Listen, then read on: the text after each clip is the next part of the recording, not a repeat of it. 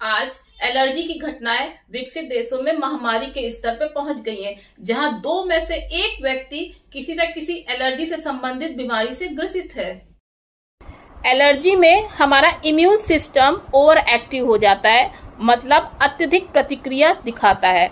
Immune system हमें रोगों से लड़ने की क्षमता प्रदान करता है। अब एलर्जी को समझने के लिए पहले हमें एलर्जन को समझना होगा। तो एलर्जन ऐसा पदार्थ होता है जो किसी व्यक्ति में एलर्जी के लक्षण उत्पन्न करता है। एलर्जन आमतौर पर हानि नहीं पहुंचाता है, जैसे पराग, धूल या खाद्य पदार्थ। इनसे हमें एलर्जी हो सकती है, लेकिन कुछ लोगों में ये एलर्जन एक स्ट्रॉन्ग एलर्जिक रिएक्शन को ट्रिगर करता है या बढ़ाता है। ये रिएक्शन तब होती है जब इम्यून सिस्टम गलती से एलर्जन को एक खतरा समझ लेता है और इसके प्रति एंटीबॉडी बनाता है और हिस्टामिन का सिक्रीशन होता है, जिससे एलर्जी के लक्षण दिखाई देते हैं, जैसे छींक आना, नाक का बहना और खुजली होती है। हिस्टामिन शरीर में एक सिग्नल देने वाला केमिकल है जिसका मुख्य रूप से एलर्जी में रोल होता है। यह एलर्जी या अन्य स्टिमुलाई या उत्तेजनाओं के जवाब में कोशिकाओं द्वारा निकाला जाता है, और जब हिस्टामिन रिसेप्टर से जुड़ता है तो एलर्जी के लक्षण उत्पन्न करता है, जैसे कि छींकना, नाक बहना और खुजली। हिस्टामिन ब्लड वेसल्स को भी डायलेट करता है और इसकी परमेबिलिटी को बढ़ा देता है। एलर्जिक राइनाइटिस या हे फीवर या सीजनल राइनाइटिस एक एलर्जिक रिएक्शन है जिसमें छींक, नाक का बंद हो जाना और गला खराब हो जाता है।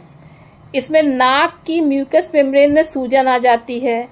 ये तब होता है जब कोई एलर्जन नाक की म्यूकस मेम्ब्रेन के संपर्क में आता है, तो जो एंटीबॉडी होती है IgE वो एलर्जन से जुड़ जाती है, जिसके परिणाम स्वरूप हिस्टामिन, जो कि एक इन्फ्लेमेटरी केमिकल है, रिलीज होता है मास्ट सेल से।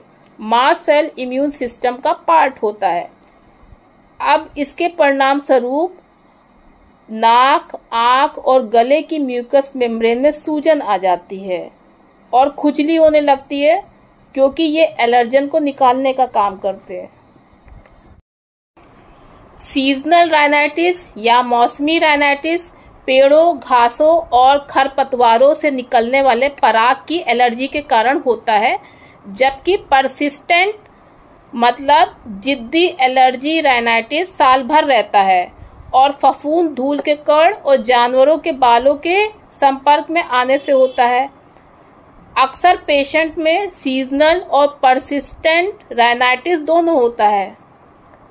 एंटीहिस्टामिन दवाएं एलर्जी के उपचार का एक सरल उपाय है। ये दवाएं सस्ती होती हैं और ओवर द काउंटर उपलब्ध है, मतलब कि इसको आप डॉक्टर के बिना प्रिस्क्रिप्शन से डायरेक्ट मेडिकल स्टोर से ले सकते हैं। एंटीहिस्टामिन दवाएं उन दवाओं का वर्ग है जो शरीर में हिस्टामिन रिसेप्टर की गतिविधि का विरोध करती हैं। ये हिस्टामिन रिसेप्टर से जुड़ के हिस्टामिन के प्रभाव को रोकती हैं। इससे एलर्जी के लक्षणों में कमी आती है। ये तेजी से काम करती हैं और इनका साइड इफेक्ट्स बहुत कम होता है, लेकिन इन दवाओं को कम समय के लिए यूज किया जाता है।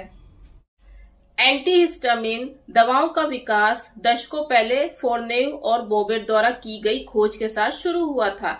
इन्होंने देखा कि पिप्रोजेन कंपाउंड जो होता है वो जानवरों में हिस्टामिन द्वारा होने वाली ब्रोंकाइल एक्शन को रोकता है।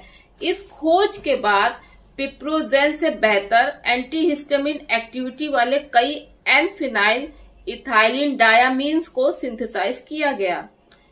इस सीरीज में आगे स्ट्रक्चर एक्टिविटी को स्टडी किया गया, जिसमें आइसोस्टेरिज्म और फंक्शनल ग्रुप को मॉडिफाई किया गया, जिसके परिणाम स्वरूप विभिन्न H1 एंटीहिस्टामिन की खोज हुई, जिसमें डाई एराइल अमीन शामिल है। इन एंटीहिस्टामिन को अब फर्स्ट जनरेशन या क्लासिकल एंटीहिस्टामिन कहा गया। H1 एंटीहिस्टामिन एक्टिविटी के अतिरिक्त ये कंपाउंड अन्य फार्माकोलॉजिकल एक्टिविटी भी दिखाते हैं, अभी हाल ही में कई सेकेंड जनरेशन या नॉन सेडेटिंग एंटीहिस्टामिन को विकसित किया गया है। सेकेंड जनरेशन की जो ड्रग है वो फर्स्ट जनरेशन की डेरिवेटिव्स हैं, लेकिन इनको और ज्यादा स्पेसिफिक फार्माकोलॉजिकल एक्शन के लिए विकसित किया गया है।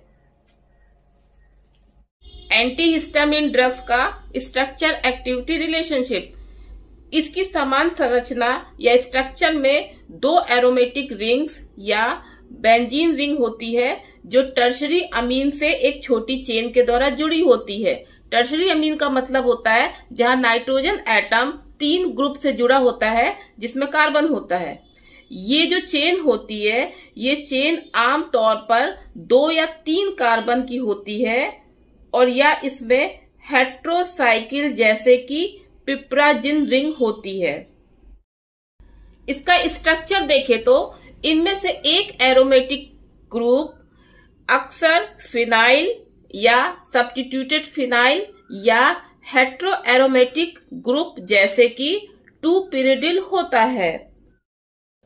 फिनाइल की जगह जब 2 पिरिडिल होता है तो ये एंटीहिस्टामिन एक्टिविटी को बढ़ाता है, जबकि एंटीकोलिनर्जिक और सेडेटिव प्रॉपर्टी को कम करता है। दूसरा ग्रुप एराइल या एराइल मिथाइल ग्रुप हो सकता है। इसमें जो डाई एराइल सब्स्टिट्यूशन होता है वो जरूरी होता है H1 रिसेप्टर से जुड़ने के लिए। एराइल सब्स्टिट्यूएंट्स जो होता है वो ग्रुप X से जुड़ा होता है, जो कि फर्स्ट जनरेशन एंटीहिस्टामिन के सब क्लास को डिसाइड करता है। आखिरी N बेसिक होना चाहिए। ये ज्यादातर टर्शरी डाई मिथाइल सब्स्टिट्यूटेड अमीन होता है।